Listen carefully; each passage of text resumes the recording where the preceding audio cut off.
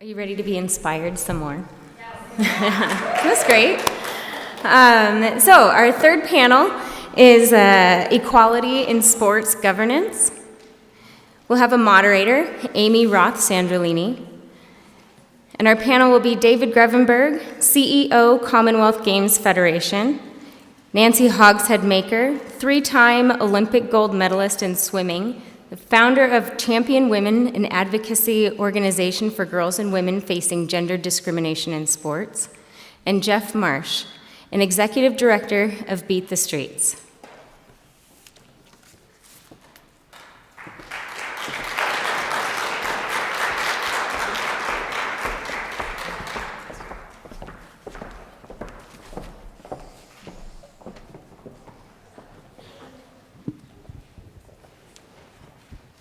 Good evening, everyone. And what a good evening it is. Yes, very special evening, inspiring. I am Amy Roth Sandrolini, and I am a journalist turned human rights activist and a lifelong sports enthusiast. And what I love about sport, and especially sports figures, is their ability to inspire us. Their ability to unite us, their ability to challenge us to just do it, and their ability to provoke us to believe in something, even if it means sacrificing everything, and their ability to push us to question whether a call being made on the court or the mat or the boardroom is the same being made for a man as it is for a woman.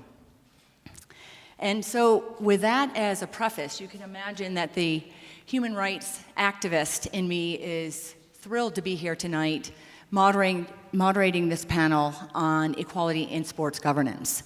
And I am truly humbled to be doing that, exploring that question with these individuals here, really three of the world's greatest athlete advocates.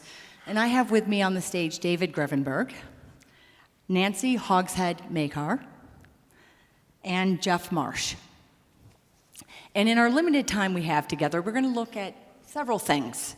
We're going to look at the significant shift we've seen over the last few years in how we expect sports organizations and athletes to lead and support all aspects of sporting activities, whether that is in the arena or around the arena of major sporting events, as well as around the issues of diversity and inclusion, gender equality and human rights, and also fair and ethical treatment and representation in sport policy and programming.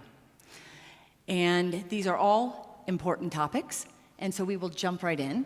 And David, we will ask you to start us off, please. Thank you very much. It's a pleasure to be back in Colorado Springs. About 25 years ago, I started my sports administration journey here in the Springs, working at the U.S. Olympic Training Center in the lead up to Atlanta, 1996. I spent 16 years working with the Paralympic sport movement, legitimizing and helping to legitimize Paralympic sport, integrating Paralympic sport into mainstream sport, and being considered real sport, true sport, and basically ensuring that any forms of discrimination were thrown down. What I simply learned through my 16 years in Paralympic sport is quite simple, is that the key to success was dreaming in only possibilities, and that you're only as disabled as the way people treat you and your ability to adapt to your environment. So as a sports administrator, it was my responsibility to treat people right, and most importantly, help people to adapt to their environment. And that transcends not just ability, that transcends gender, race, religion, you name it, creating environments. But also what I was able to take from the Paralympic movement was that we are in the business of creating people's proudest moments. That's all we do. And in order to do that, we need to ensure that we create harm-free environments. So I had the privilege of working, I was one of the first 3 staff members of the professional staff of the International Paralympic Committee. I was their sports director for 11 years. And after Beijing, after a lot of work in bringing, I would say, disability rights to China in some respects, in various guises. There were rights, but the rights were enhanced, elevated, and I would say the dial shifted dramatically with the Beijing 2008 Games. I decided to move on, and I moved on to the Commonwealth Games, an equally complex movement. For those of you who are aware, the Commonwealth, the modern Commonwealth, is comprised of 71 nations and territories, many of them former British colonies or protectorates, but not all of them. Rwanda, Mozambique, for example, joined the Commonwealth as independent states, and actually if the United States wanted to join, it could join as well.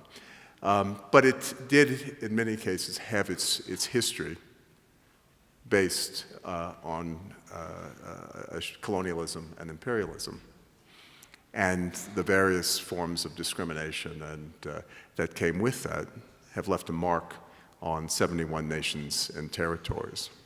And so I've worked for the past several years trying to use that shared history as a platform to build I would say, a courageous and bold future.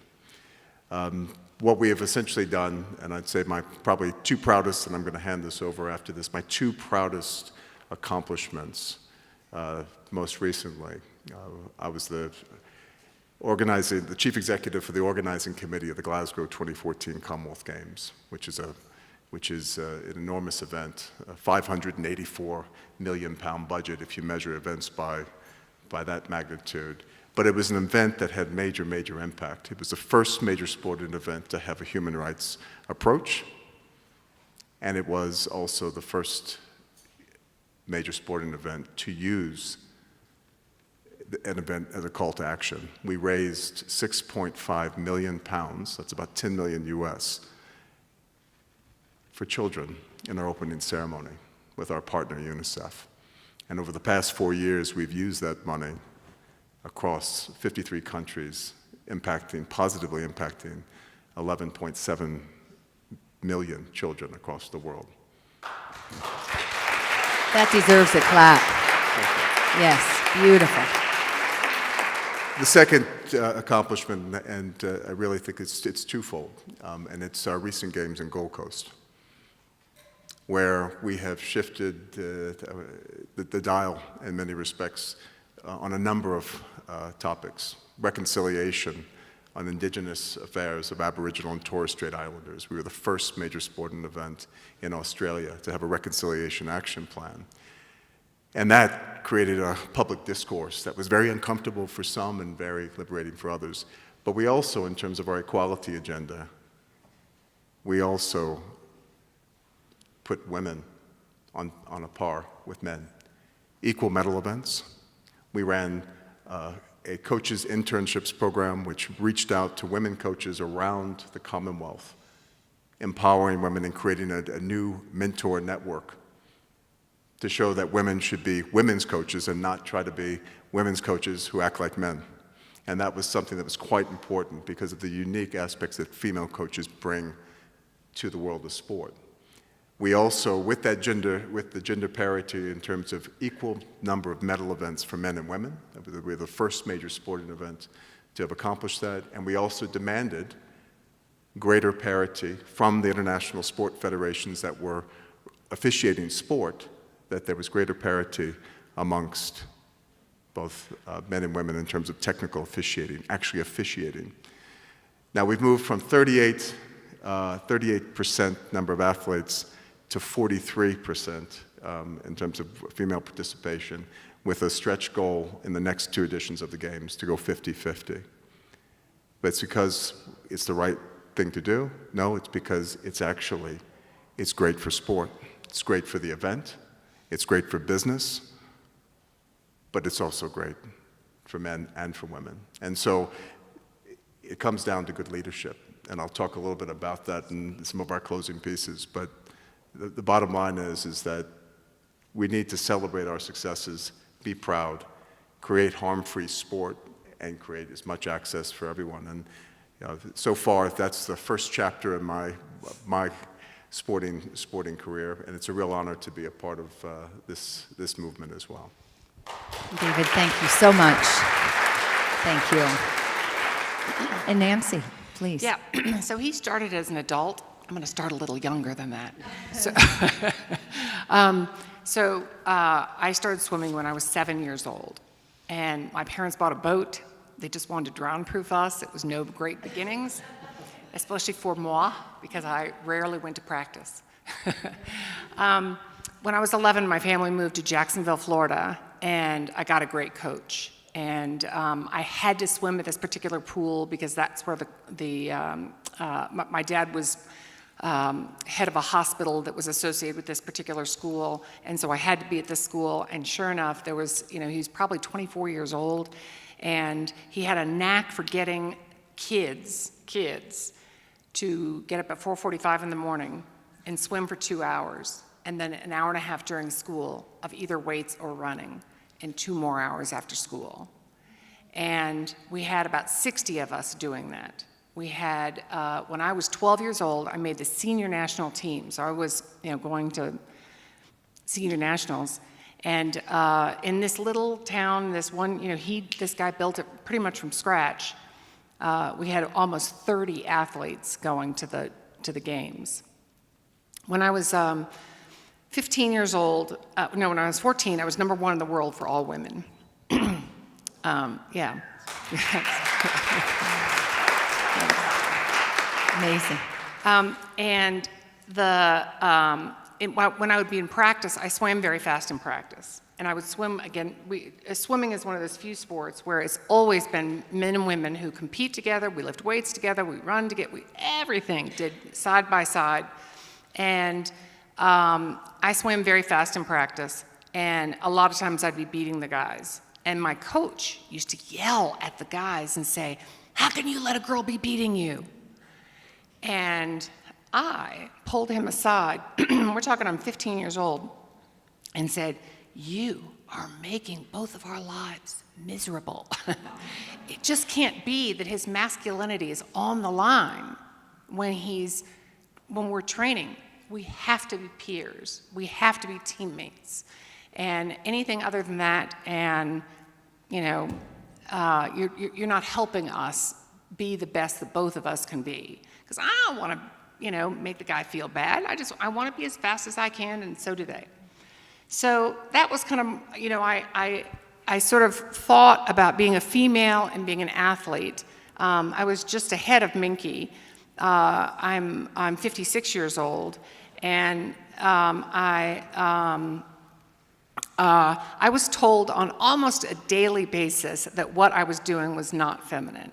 I was told regularly, I'm really muscular. I have this, only like 0.2% of Caucasian women can put on muscle, and I am that 0.2%. So, and I would hear things all the time like, "I wouldn't want to be in a dark alley with you." And I'd be like, "Well, you're twice as big as I am," like one of the guys on the team or something. And I was like, "What, have I ever beat anybody up? Have I ever thrown a punch? Like, where is this coming from?" But really what they were saying was, your strength challenges me. It makes me feel uncomfortable that you're not conforming. And the way they told me that was lots of different ways of, well, nobody's ever going to want to marry you. Well, no, well, who's ever going to want to, Nancy, you're just going to intimidate everybody. And so I understood that there was this thing called sexism that was out there, but I really didn't think it was going to affect me because, I was a very good athlete and I was very smart too. I did well academically. So I thought, I understood that this happened, but, you could achieve your way out of it. You could, right? So I make the 1980 Olympic team. For those of you that do not remember, the United States did not go to those Olympics. We boycotted those Olympics because the Soviet Union invaded Afghanistan. And so I went to college, and guess what? I got a full scholarship to Duke University because of one law called Title IX in the United States. And this law said that you had to provide equal educational opportunities. Because our country equates sports with education, it meant that I got sports opportunities, that I got this educational opportunity called sports. So it was my sophomore year. I was at Duke, and I was out for a run, and I was raped for about 2.5 hours, and it was brutal. And I hope nobody would ever have to go through something like that. And I did something when I was right after I was raped, and I was at the hospital, and I told myself, "You, Nancy, are tough. And you are not going to let this get you down. You are not going to let this affect you, and you are going to go on with your life, and you are going to," right?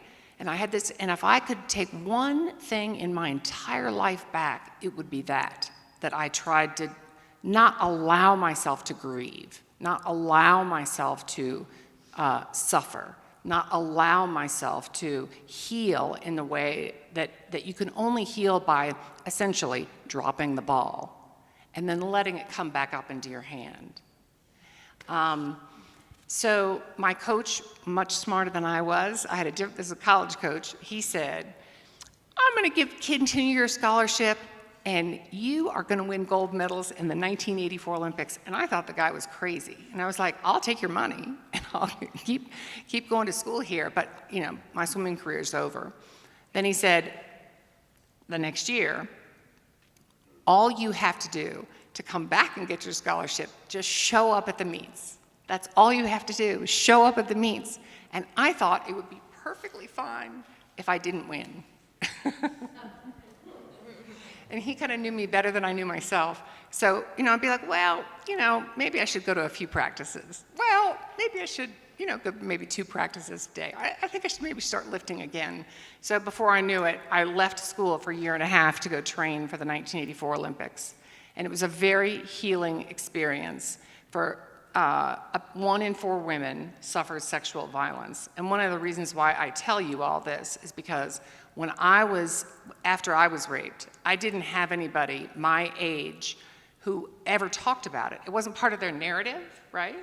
And so I thought I was the only one. And nobody else ever said, like, "I suffered from PTSD, and you're going to get through it. You're going to be just fine." And so now I get to tell you all, you may be suffering from PTSD, but you will get through it, and you are going to be just fine. I was very fortunate to be able to go and train, and part of training is really using emotion to be able to swim faster. And the emotion that I used to swim faster was anger.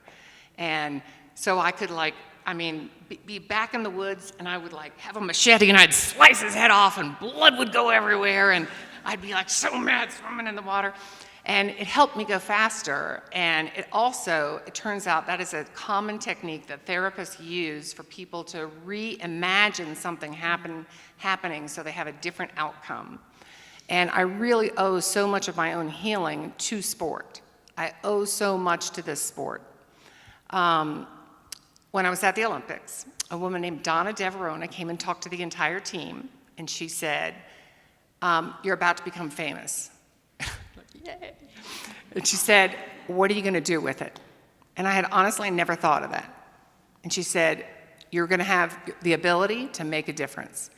And I hope it has to do with Title IX, because this statute is under the gun, meaning that the Supreme Court had held that Title IX only applied to the part of the school that actually got the federal funds, not the athletic program, not the math program, not the housing program, right? So in other words, I would not have gotten a scholarship.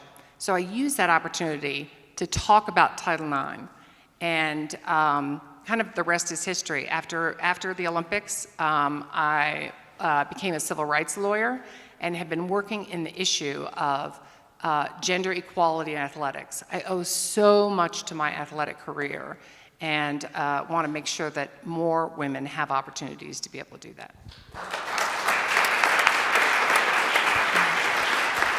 Thank you, Nancy, for sharing that. Thank you very much. Jeff. Just want to begin, everyone here is an inspiration. The 4 women that were up here first, and your openness to share that story it's fantastic, right? I think we're all going to come away from here very inspired. I know I will. But I want to take today to use a few stories to share our vision, my vision for what sport should be, and what it's becoming. And so with that, the first story I'm going to tell was somewhat related to myself. I was focused on high-performance coaching in a private club, and we had great success. But what I realized, and I shared this earlier at the luncheon, is I quickly found that I didn't care about winning. And so we're in a high-performance coaching environment, and you realize you don't like winning. That can either become a mental challenge or a big opportunity. And through that process, I realized there were some major issues in the way that youth sports were conducted. And some of those issues revolved around a lack of education. And so I took it upon myself to create opportunities for education. But the biggest opportunity for education came when I had a student whose father was incarcerated. His mom worked at MetLife Stadium selling hot dogs for less than minimum wage. And he was from Cuban and Korean descent. The cards were stacked against him. He was in an urban area where there typically isn't access to wrestling. And we had happened to create this program in Jersey City, New Jersey, where there never had really been wrestling before since the 70s. And because of this, Sonny got the opportunity, through his hard work, to go to North Carolina. He's a leader there now, and when he graduates, he's going to go to graduate school in law, and he wants to be the president. Sonny had a fantastic mother who was supportive. His father became more present, but he had some really good mentors, and I was really lucky to be one of them and learn a lot from Sonny. The best day of my life was when Sonny got the phone call that he got into North Carolina. And that was when I realized that the rest of my life would be dedicated towards expanding those opportunities. And that brings me to the point where I want to talk about access. So I think Sonny had access to a sport that could change his life. I had access to the sport that has me sitting here today. Right? I think all of us had access to sport, which ultimately brought us here. Unfortunately, in the urban centers in the United States, and for women in wrestling, there is limited access. A culture of sport does not exist in our urban environments for a number of reasons. Limited space, funding, and just not having a culture of sport. That creates a challenge. Those same opportunities that I took advantage of, and possibly took for granted. The same opportunity that got Sonny to where he could excel, or Sally to the point where she can bring us all together for this. Most kids don't have that. And most of the communities that we serve, they don't have that access. So therefore, they don't have those opportunities. They don't have the opportunity to take advantage of Title IX. They don't have the opportunity to learn the tools of character, resilience, perseverance, confidence, right? Simply because of where they live.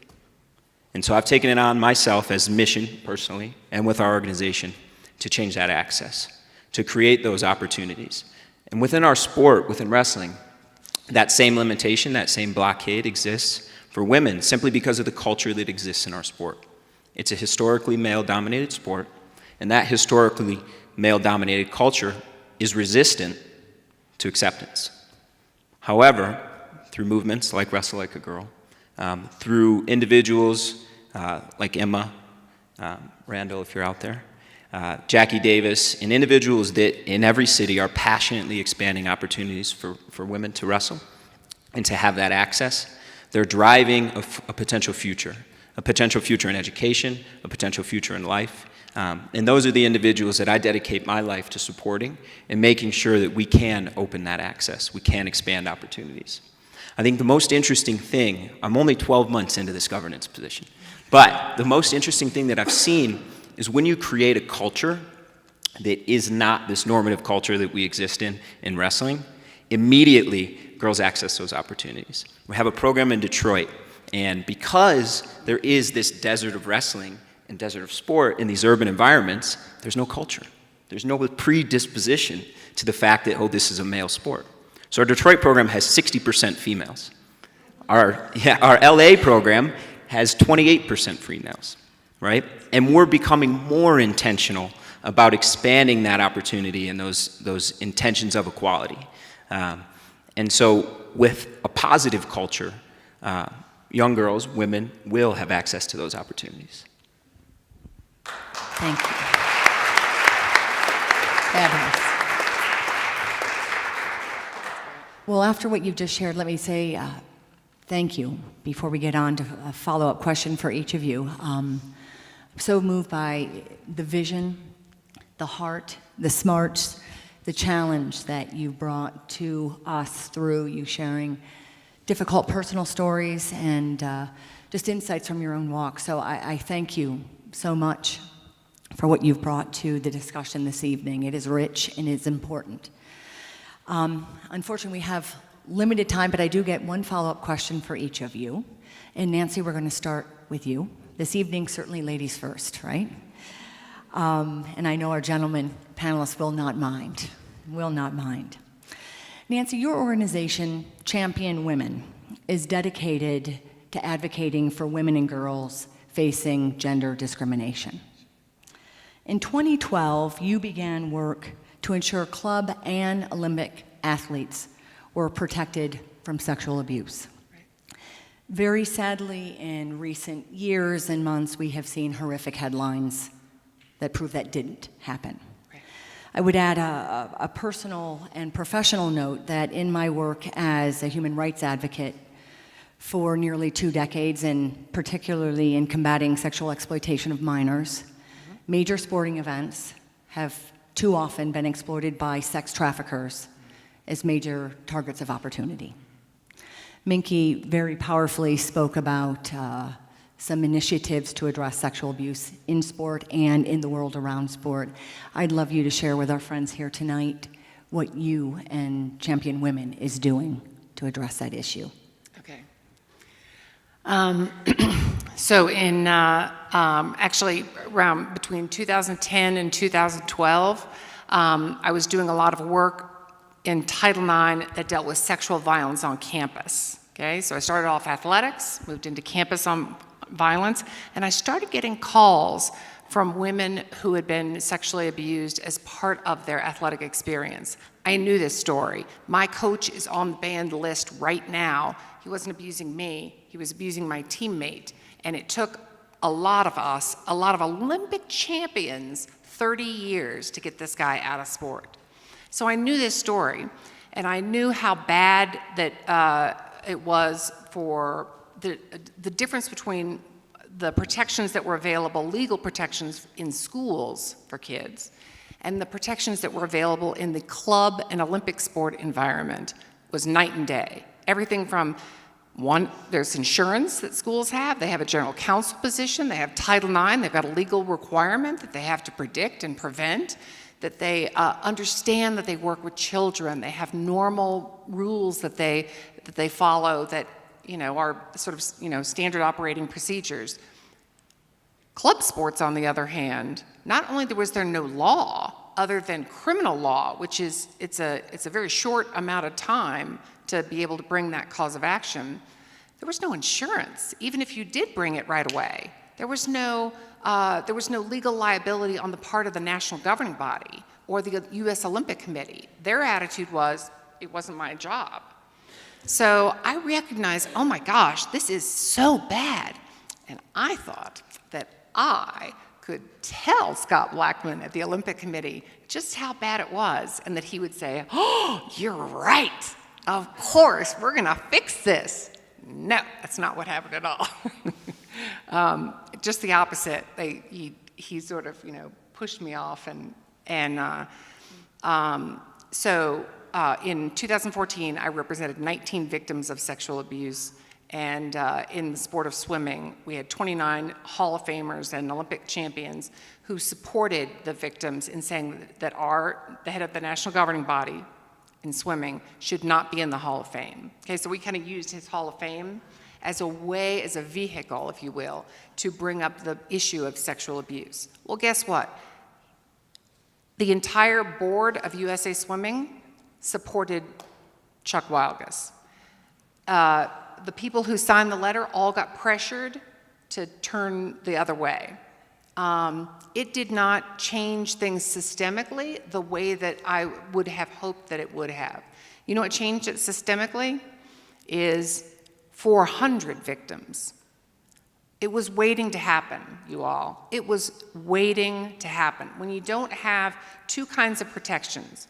One is just normal child protections for every youth-serving organization that I'm quite sure that all of your coaches already agree with, right? So every youth-serving organization has, prohibitions against being with other people. And then the second kind of prohibition is whenever you have power imbalances between people, whether it's a doctor, a therapist, or prison guard, or whatever kind of, whenever there's a teacher, parent, you always have prohibitions about romantic and sexual relationships. For some reason in sport, they excluded both of those areas of ways that we protect people from sexual abuse. Coaches married their athletes, and it meant that coaches looked at the pool of athletes that they picked as thinking it's perfectly acceptable that that's who you quote unquote date. And if they're underage, that might be a technicality, but it just made sport very, very dangerous. But for Larry Nassar, I'm telling you, we would never be where we are today. We have a brand new statute that just got passed. We have the new United States Center for Safe Sport, an independent entity built on the model of WADA, the World Anti-Doping Agency, and USADA, the United States Anti-Doping Agency. We built on that model an independent entity to be able to do the investigations, the sanctions, and to get coaches like my coach out of sport and away from children. Because without that, it's just not going to happen. So listen, I worked as hard as I could. Without Larry Nassar, without Allie Reisman, and these amazing victims, wow, have they ever been so inspiring. We would not have the momentum and the change that we're seeing now. Thank you for that. And thank you for your work on that issue, Nancy. Thank you. So, Jeff. Yes. So, Jeff, let us turn to you now. Today, the world is impacted by divisions, often along gender, racial, economic, faith, and political lines. The world of sport is no exception to that. In fact, many of these very divisions are playing out very publicly in the world of sport. And often in the process, marginalized populations or marginalized points of view are being left out. So can you share with us how you have at Beat the Streets, how have you brought about collaboration and inclusion in the world of sport, but also with important stakeholders outside the world of sport, or the obvious world of sport, if you will? Yeah, I think there's two pieces that I want to talk to within that. One is peer-to-peer learning and cohesion within our programs, and becoming intentional about that. I think that what becomes so limiting when we have, I think earlier someone in the back was sharing a story about bringing 10 individuals. Oh, wait, who was it? You? Oh yeah, at Harvard. And you brought the 10 individuals together from multiple groups that were in conflict. It was a great outcome over 10 days. And so essentially, when you have, especially I'm going to use New York City as an example, when you have an individual whose father may be an ultra-successful corporate attorney, he also works till 11 p.m. He has a challenging schedule that could potentially create a pretty challenging relationship in his son's life. And when you also have a student like Sonny I spoke about earlier, whose father's absent for various reasons, they have a similar bond that they may be able to connect over. And so being intentional about bringing those two students together can have the most positive impact. They're both going to learn that they do have very similar commonalities. And outside of sport, those two boys don't interact. One goes to an elite private school, and one is in the public school system. And so through sport, they can come together and become friends and inspire one another. And I think becoming intentional about that gives us opportunity to break down some of those barriers between classes and cultures and socioeconomic groups. I think what's interesting too is on the opposite side, individuals that are interested in expanding opportunities for sport, you have a lot of former individuals, former sports individuals who are now successful in the private business sector. And so they see, similar to myself, they see that we had these really unique opportunities through sport. And that creates an internal motivation that they're looking for an opportunity to support and to give access to kids that, again, as I said earlier, wouldn't otherwise have access. So engaging those broader communities that can provide support, that then can provide your funding to create opportunities for kids in communities where that wouldn't otherwise exist. And so I think engaging those individuals is critical. But what I'm seeing more recently is that a lot of the blockades are administrators within public school systems who don't understand the benefit of sport. And traditionally, sport has been demonstrated impactfully through testimonial, just through our verbal word that tells a story of how it's changed our life. Recently, we've put significant energy into, and we're going to over the next 12 months, actually having data that shows the character development traits through pre and post surveys and a bunch of other statistical practices that can take the evidence of what we all know about sport, and now it can take it and make it palatable to someone that's never participated or had those benefits. And so automatically, that engages someone outside of our community and makes them an advocate. Right? And so that goes back to what I started discussing, where we open access. I really feel, and I see this happening today and every day in conversations we have, where we're able to use that data to broaden opportunities. And so both internally, I think, and externally, that's key, and being intentional about it and understanding as we're doing that is critical. I want to leave us with one last thing as we're all kind of understanding the impact that sport has had on our lives. I want to challenge you this weekend to think about impact. And I want to challenge you through life to think about impact. And what is it that the impact that you want to have and you want to leave is, right? Some individuals call it legacy. In sport, we prefer impact.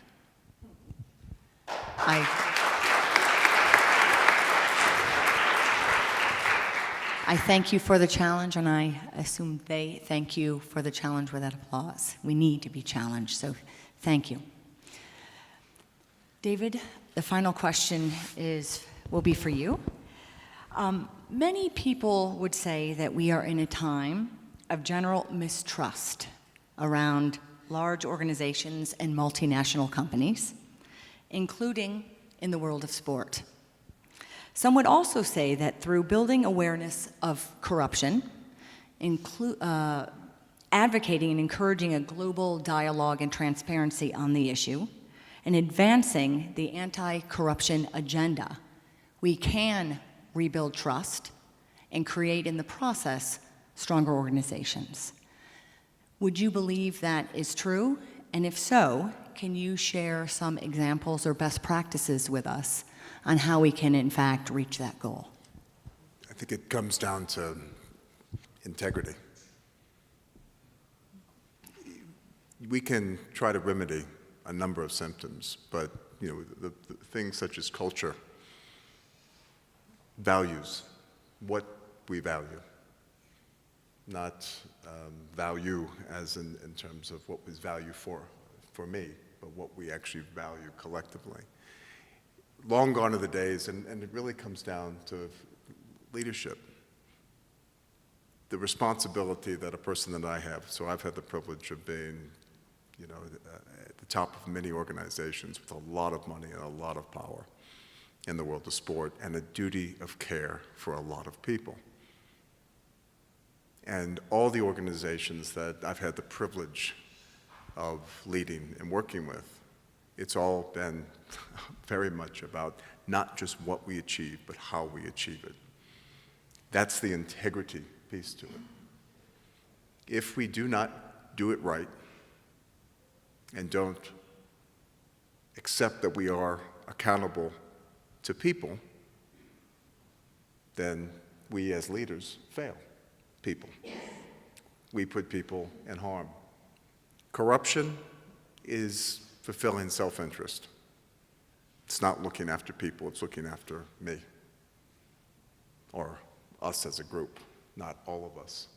And so I think that that's something that's absolutely critical in this mindset that we're in. We are at a crossroads, a tipping point in the world of sport, where we can either stand paralyzed, and I was talking to you about this, we can stand paralyzed and look at the fire. We can run away from the fire. We can run up to the fire and be not sure what to do, or we can run into the fire and make the fire work for us right now. We partnered with UNICEF because of child safeguarding, because of promoting rights of children, and to ultimately empower people. There are a number of frameworks out there, and I would say that integrity is language. It's the language that we use. It's the attitude and consciousness that we take to the decisions that we make, to the actions that we take, to the impact that we have. That is working with integrity. And I am a privileged white male from the southern United States that has had the privilege of working in 78 countries with people of all abilities, orientations, religions, race, you name it. If you don't sway that you have a duty of care for people, regardless of their diversity, and you have an amazing privilege, which is the power of sport. I forgot to mention that I was a wrestler, and I wrestled and had the privilege of wrestling, and it has taught me about resilience. It has taught me about dedication and determination. It has taught me about the fight and about picking up the pieces. It's also taught me about teamwork, and it has taught me about life.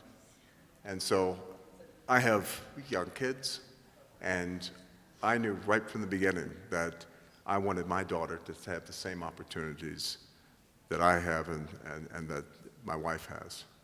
And so through sport, I wanted her to be able to do that. She does Brazilian Jiu-Jitsu. She doesn't do wrestling. Absolutely. But it's because she can, and because grappling and those opportunities afford her, some amazing experiences.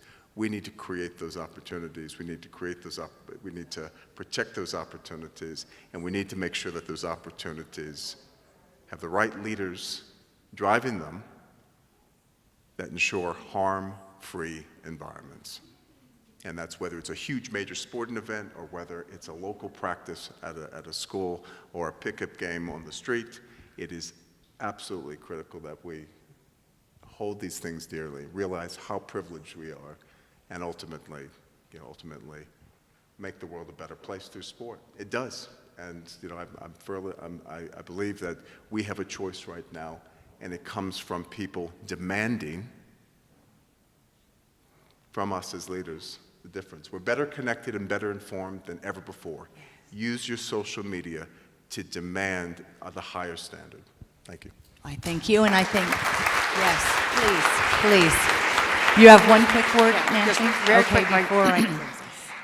Yes. I just really appreciate you talking about integrity because we're at this juncture right now where there are many within the Olympic sport movement who want the PR nightmare to be over and are not looking at what is their responsibility and what is having integrity in building programs that keep not just children safe, that's very, very important, but athletes safe from the power.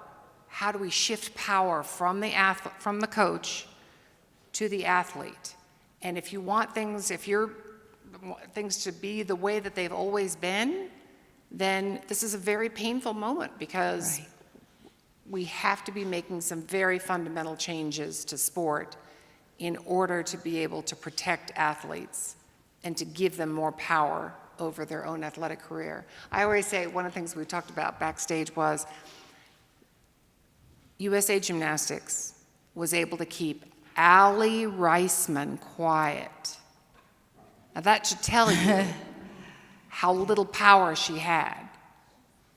And that's the kind of thing that the structural thing that has to be able to change. She has to be able to speak out.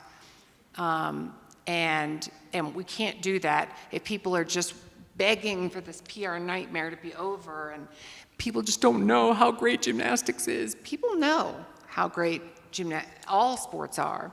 And if you need the research on what a sports experience means for a kid, I've got it. We use it in amicus briefs all the time to tell judges why what they're deciding when they're giving girls opportunities in sports, it's not really about swimming back and forth in a pool or a ball or wrestling or whatever, but it is an educational experience that is unique, that has life-lasting consequences for them. It has life-lasting consequences economically, for their health, and for the amount of education that they're going to get for the rest of their lives. So because it is so important, we as sport leaders need to make sure that this is a safe experience. Yes.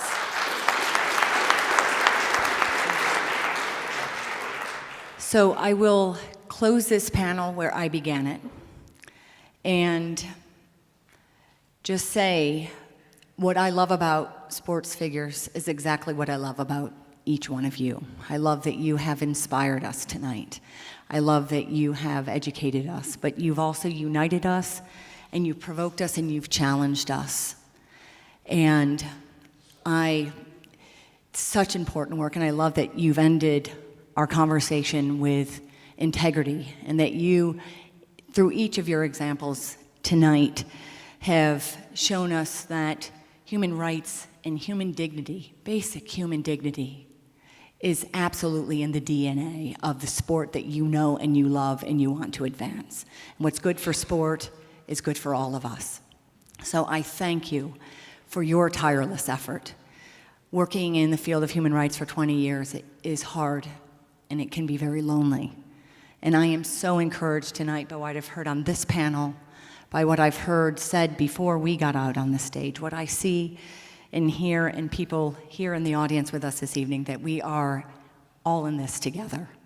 So I thank you. And the last thing I would say is the world is hungry for heroes, hungry for heroes, in the sports arena and outside of the sports arena. And you three fit the bill. We need you. Thank you so much for coming here tonight and for sharing with us. It has made a difference. So I would ask all of you, before these fine individuals, athlete advocates, leave the stage, would you please join me in giving another round of applause? Amen.